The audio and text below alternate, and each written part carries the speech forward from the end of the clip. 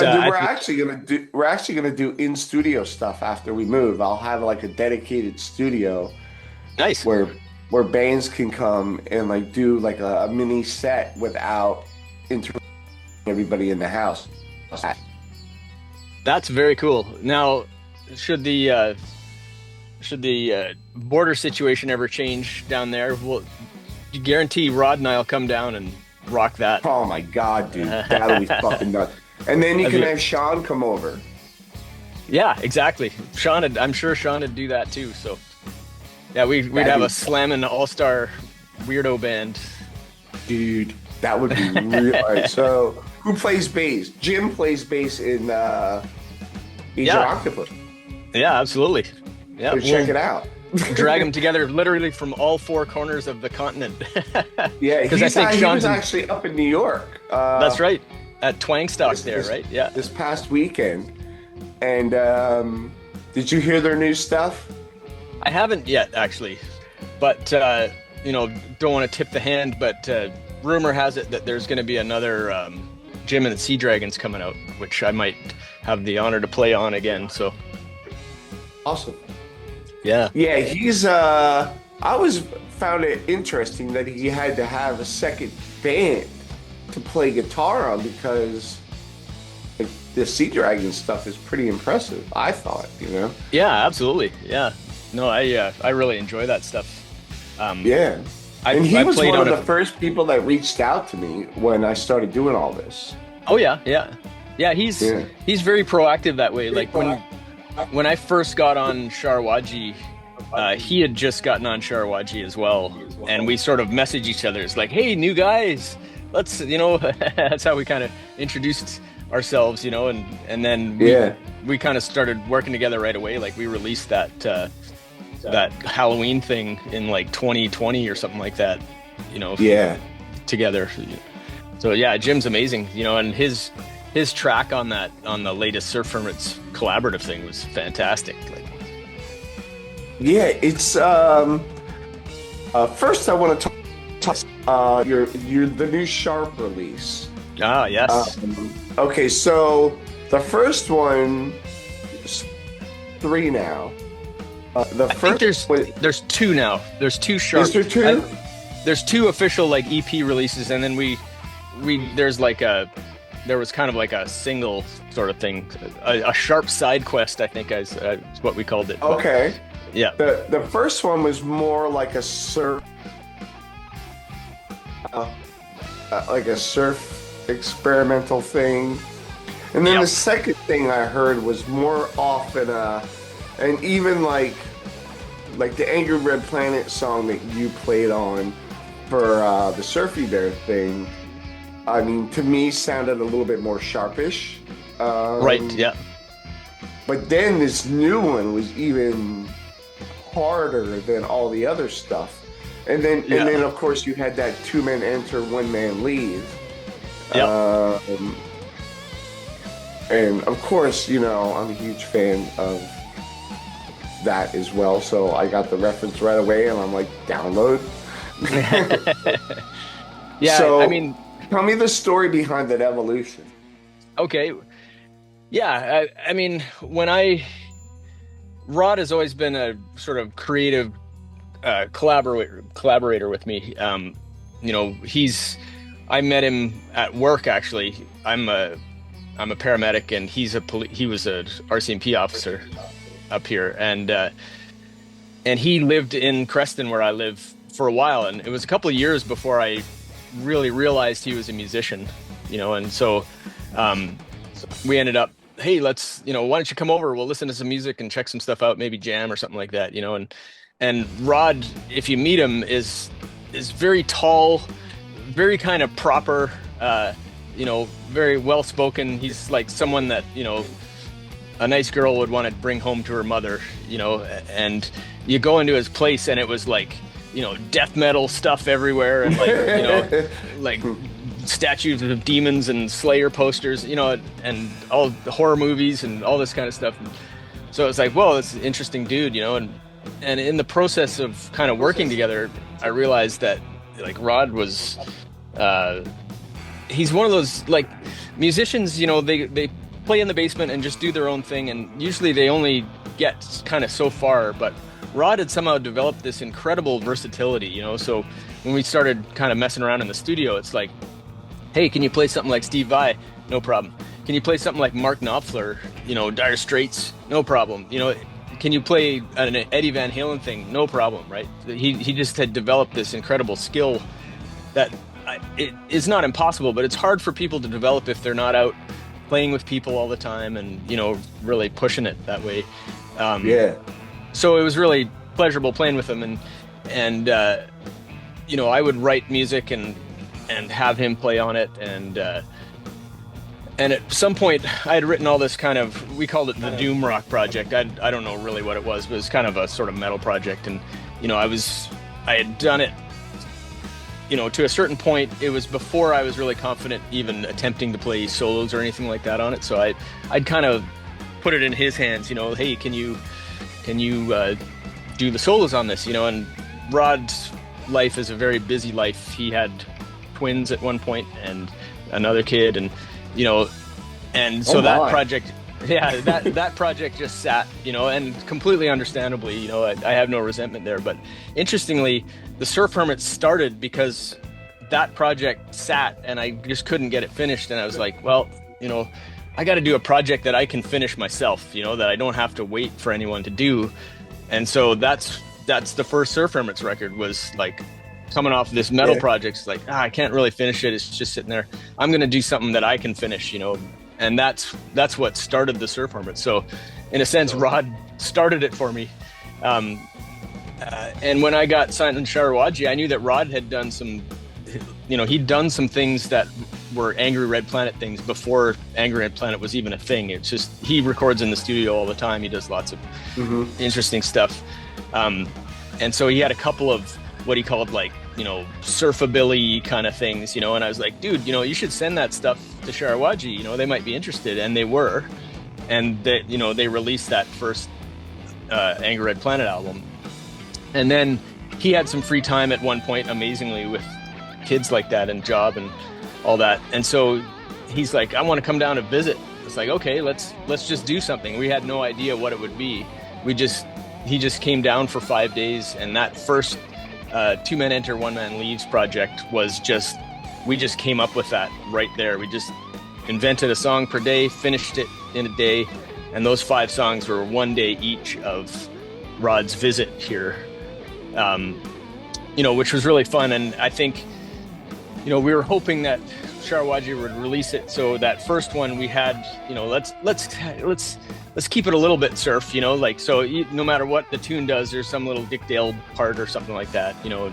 Yeah. But the next time around, like this last one, the Hyperborean Tales, you know, we thought, you know, we're both kind of Mad Max obsessives, so that's why that first one was like the Road Warrior and Mad Max. I love that. Yeah. That's my favorite movies. But you know, we've been talking, it's like, yeah, next one we got to do, it's got to be Conan themed, you know, like whatever it is, you know. So like, and you know, other than that, there was no plan for it. It's like, Rod's coming down, okay, I think he had 4 days this time, so there's 4 songs on that one. And yeah, we just made it up on the spot. But like I think our real default position in terms of genre is probably more towards the metal side of things, you know. And you know, we constantly laugh to ourselves. It's like, oh, you know, Sharawaji's going to reject this one for sure. You know, I think Mike's a little bit more open to. Oh, I absolutely is, and I like much appreciation to him, you know, for the genre abuse that we've heaped upon him. I keep saying, you got to start like an experimental label and shovel us over there so we don't ruin the rest of the catalog. But yeah, I think we're that's, you know, we're really appreciative of that, you know, and it's nice because we can just pretty much be creatively free to do whatever. And it's fun. It's a fun process in the room, you know, because, you know, Rod might have a riff and then I'll say, oh man, maybe it should go up to this, you know, and then we'll sit down and we'll kind of play it together and we'll work out an arrangement. And then all of those tunes are like a live drums and rhythm guitar all the way through, sometimes even with the solo on it, just in one take. And then Oh wow. then we'll go and add the other layers. I mean, that's kind of one of the things that Rod really wanted to do, was to have it be played through beginning to end live, as much as possible. So like all of the bed tracks are full continuous take kind of things. There's no punching in on that stuff. And then we'll add in guitars and stuff like that. And it's fun because it's like, I'll have an idea for a bass part. Oh, it's got to have a slap part or whatever. And I'll do that. And then, I can't really play that. So Rod will play that bass part, so within the tune, it'll be both of us in various sections playing bass. We're trading off guitars. We'll trade the melodies back and forth, and often, Rod will have done a rhythm track. Sometimes I'll have him double it. Sometimes, usually after he's left, I'll sort of go over everything to mix it, and occasionally it'll be like, oh, this needs a little bit more, so I'll do another rhythm part on it or something like that.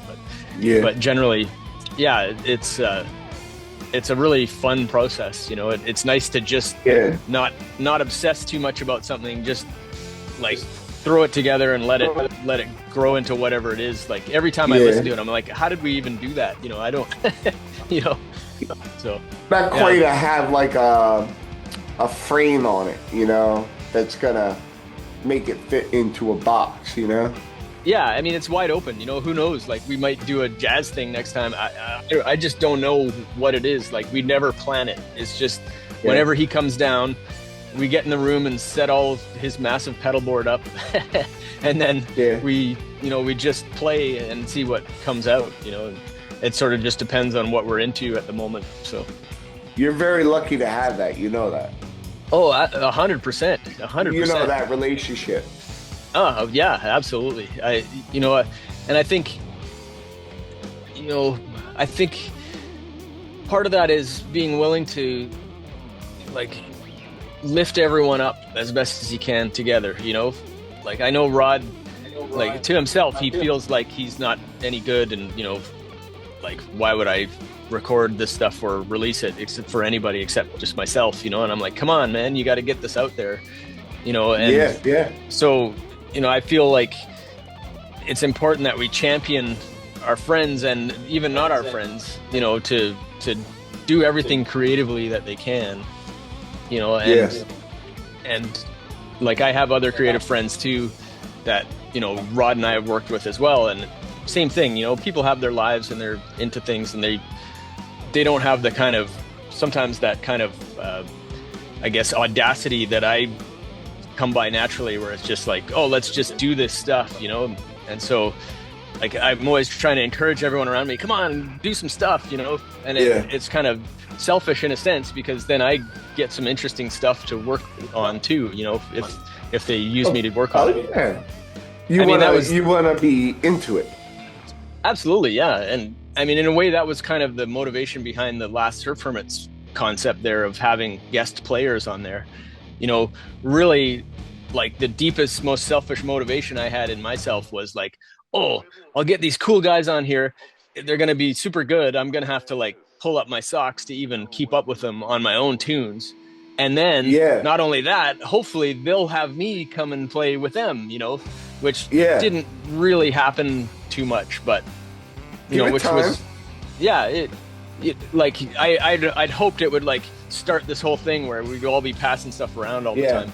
And to some degree, like I've done a couple of collaborations with people, but I'll have to do volume 2 and maybe keep the momentum going. Who knows? That was one of the things, like even going back to the first time we talked, the very first time I mean, I talked to a lot of people and people, but it's very rarely that I click with somebody. And I just thought that, I don't know if you were tolerating me or what, but I felt like we clicked right away. Absolutely, man. Like for me, it's the same thing as, someone like Rod. Like, you're someone that has a lot of enthusiasm and talent and ideas, and, is a great person that's out here for the right reasons. It's like, what can we do except encourage each other in every possible way that we could? You know, it's like, you're on the team for me. It's like, let's do some stuff. You know, I'm happy to help you accomplish your goals in any way I can, because I know, you know, you're a great guy and you're in it for the right reasons. And it, like, like, to me, it's, you know, this is not a business. This is like, you know, and I'm privileged to be able to say that, obviously, but it's just, it's like a, you know, it's a creative duty that we all have to create things in the world, you know? So when I see people doing that, of course we clicked. You know, we're the same. We're the same. You know what I mean? Like, and it doesn't hurt that a lot of like, you know, like a childhood experiences and worldview. Like we same things, and I just think that a lot of people like that aren't Gen Xers are just kind of like don't understand us. I mean, of course, you know, there's a common language just from our, you know, the time we lived in or something like that. You know, that helps understand it. But I think that this exists across ages too. You know, I've met people like us that are young people, you know, and I've met people like us that are old people. And, you know, again, we talked about martial arts and all that stuff before, but it's the same there. You know, it's like you meet people that have that curiosity in them. And that to me is really that's what makes things interesting. One of the things early on that I think we said in our like correspondence rather than camera was that you reached out and asked me if there's anybody, something along the lines of, do you think there's anybody that collaborate?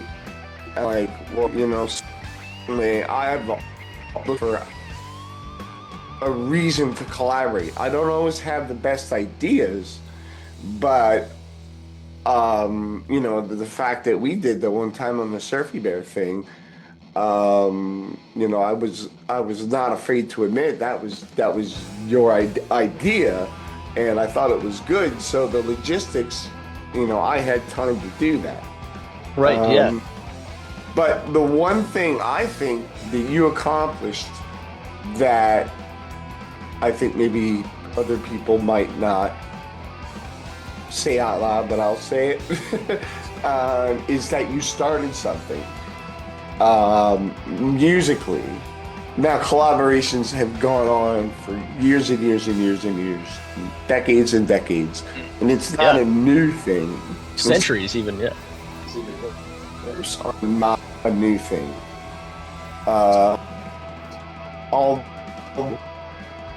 That Surf Hermits album, Volume 1, that was not unexpected. Like, you told me about it, but it was way bigger than what I expected.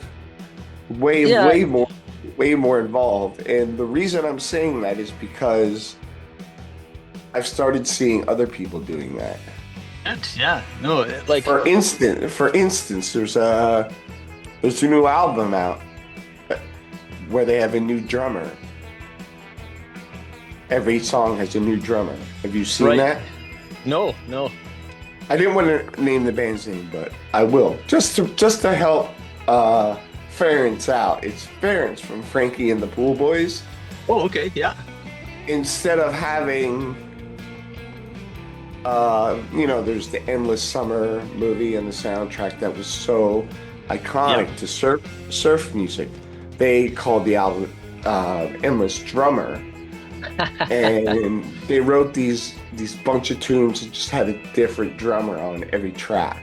Amazing. And now I'm offended that I wasn't called for that. whether it was intentional, I don't know, but I think some things are sometimes subliminal. Yeah, like, and you just kind of feed on it and you take it in. You don't even know. But I'm starting to see it happen in other places other than with you, and I'm like, I bet that has something to do with it, because you have like Maybe. a thirst for it.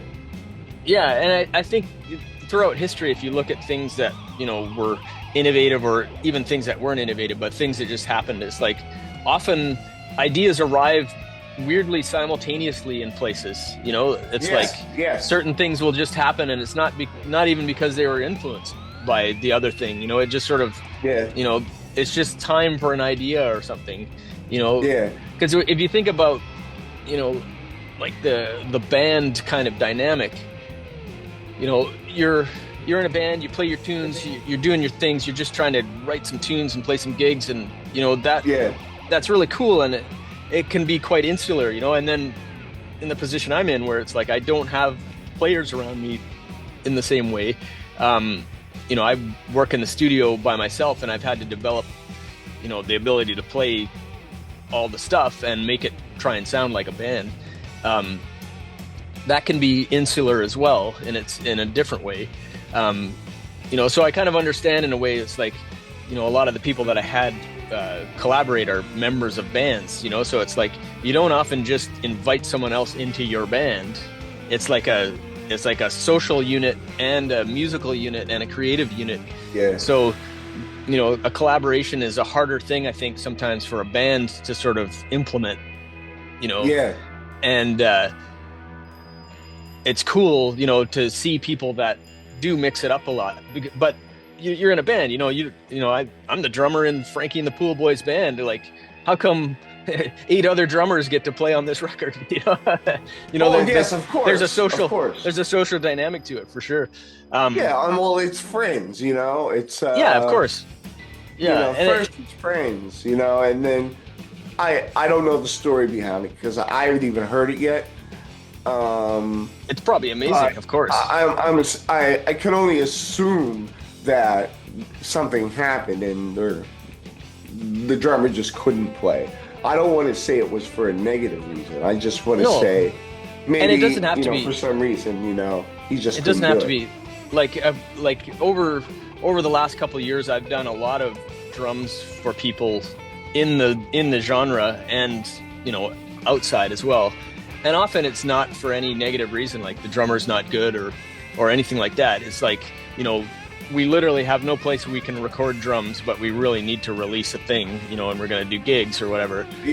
Sometimes I've played drums on some songs for people on that basis, so, again, it's always a fine line. It can be into that sort of shitty music industry thing where it's like, we're just going to get the best person for this and, screw you kind of thing, which I always hated. I did a lot of studio work, and I've been replaced in bands too, right? So, in fact, there was a great story. I got replaced by email in a band that was going to do this amazing tour, and I was like, oh, you dicks, And like the day before the tour, I got another email. It's like, well, our drummer, the drummer we got can't do it. Can you do it now? It was like, and I did it, but it was like, here we go. Thanks, guys. Oh my God. Can I have some that's sort a of testament to your loyalty and that you're a good guy. Yeah. But I mean, it was great fun, and they were good guys, but. It's a shame, that it's humans, communication isn't as good as it could be. It's like, honestly, I'd rather just get told, hey, we wish it was this. It's not that, we got to find someone that can do this for us, instead of, getting told nothing, right? It's like getting dumped without knowing why or something. I mean, it is that, I guess. But Yeah. Like I said, like, I don't, I don't talk smack on anybody, only because I think genuinely people just want to play music with people they get along with. They don't want a negative experience with something that they love so much. Absolutely, and it's a creative thing, right? So it's subjective by its very nature. It's like my idea of what sounds good is different from anyone else's idea of what sounds good. So it's like I hope I'm growing up You know, it's like before, you know, you could certainly criticize things, but like more and more lately, I realize it's like, even if, you know, in the past I would totally have not liked something, you know, it's like I can still appreciate it for what it is, you know, and that this is what they want to put out. So this is cool, you know, like I'm hopefully learning to appreciate things more that way. Yeah, I think people would find it easy because not only because you're a really great player and writer, but just because you are doing it for the right reasons, you know, like you said, and all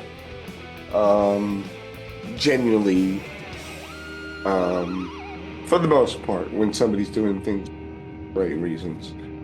Yeah, I mean, and of course, you know, you want to get the sound you want to get. So, you know, I'm not going to be right for some people's things, but you know, in a sense, like that's part of what I liked about the collaboration aspect of things is it's like, you know, yeah, I'm writing the songs and I'm putting it all together and arranging it, but you know, it's really neat to have something completely different than what I would even think of for, you know, the song, you know, to have that come back and have some completely different thing. It's like, wow, like I love that. And in fact, like it's poisoned the stuff I've been working on lately solo, because it's like now, you know, I'll come up with a melody for a tune and I'll be messing around and then I'll come up with some other melody for the tune. And it's like, well, what do I do now? You know, right? So there's going to be a different melody on the first and second verse now. You know, so, well, that's yeah.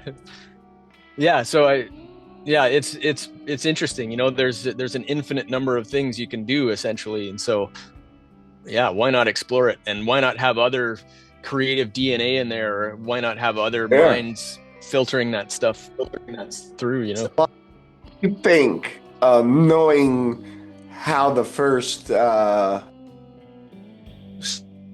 with Rod and Sharp, why did it go in this direction?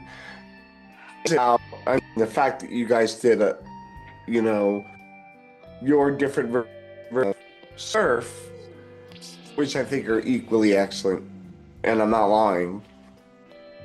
Why do you think?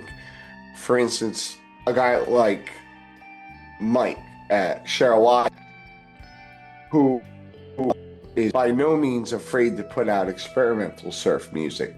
What is it about new album that, you know what? You know, like, I think everybody else will understand this. I don't know if we even think about it that way. Honestly, it's just like, you know, we made it. We think it's cool. So it's like... It is. Yeah, if we'll throw it out in the world, and honestly, we like, of course, we love it that people like it, you know, if they like it, you know, I don't know if they like it or not, but you know, that's always a great thing, you know, we love that they like it, but at the same time, we don't give a shit at all if they like it, you know, because we like it and it's good. And you have to be that way, and we get a CD of it, you know, and we can say to ourselves, hey, we made that. You know, that's awesome. And if no one else listens to it, that's not even part of the equation, quite honestly. I mean, if people are like, oh my God, you guys are amazing, you know, tour with Van Halen, you know, Reformed or something like that, of course we're going to say yes. But you know what I mean? It's that paradox of like, you know, we make it with care and we love it and we make it the best we can. And, you know, we really hope people love it, but we understand that it's not as palatable of music as most people are used to. So, you know, whatever, you know, it's like we're doing what we want to do, and you know, everyone else is welcome along for the ride as much as they can stomach whatever it is we're doing, you know. So I wanna say that the link for the new Sharp album will be in the description. Awesome. But if you just look up Sharp, you'll see all the releases under there. The cool thing is the last two Sharp releases are also on CD, which was something that I nailed on Bandcamp Friday, and Well, you always have you always have the free pass. You don't have to buy that stuff. Yeah. Oh, really? Yeah. Oh, of course. Like the problem is it takes us forever to actually get a hold of the discs. Like people have the discs long before we do. But you know, all you got to do is send me a message, and I'll send you whatever I've physically got. Of course. So yeah, no need to buy it. Not necessary. Yeah, not necessary. Like part of my job, like, is to. One of my goals is to make it, be able to make musicians able to. I mean, I don't know if it's going to happen or not, but I would like musicians to be full-time musicians. You know. Yeah, and that would be great for sure. But at the same time, we want you to still exist as well, right? And be able to do your thing full-time. So, you know, you certainly, you know, over time have been a massive, you know, avenue of publicity for, you know, certainly the surf hermits and Angry and Planet and Sharp and the industry, right? So it's hugely appreciated, you know, and I'm glad to send you whatever I have that, you know. I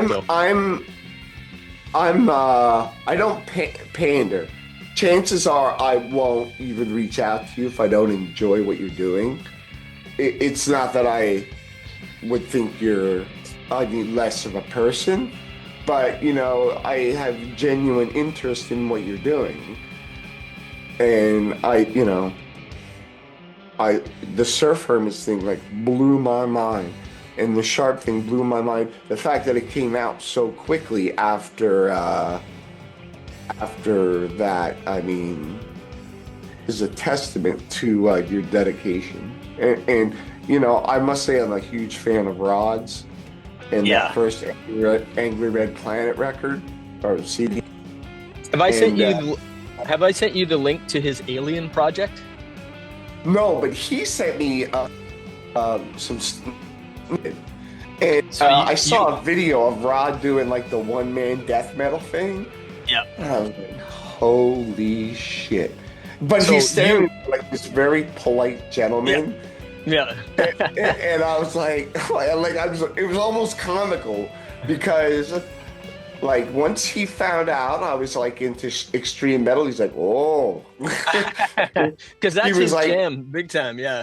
So you got to check out the Alien album, because the Alien album is literally a work of art. Like I don't say that lightly. You know, I'm like, Slayer's about as heavy as it gets for me generally, and Rod's project is like 10 times that or more, and something very listenable about it. It's like it's very special, actually. I like listen to that album. It's on Bandcamp. It's I can't remember the link right now, but I'll send that to you. But yeah, nice. Look, like I recommend it so highly. Like if you're into that genre at all, it somehow surpasses what most people are doing in that genre. I think certainly the playing, but just the songwriting. Yeah, it's a stellar album. Yeah, he has and a lot of extreme metal musicians. For instance, almost a class where even the drummer in Meshuggah sounds like he's playing 3 different songs at the same time. Yeah. But I wanted everybody know our album that they could get it at the link in the description. So thanks a lot, Jay. Yeah, appreciate it, man. Yeah, love you as always. So keep on keeping on.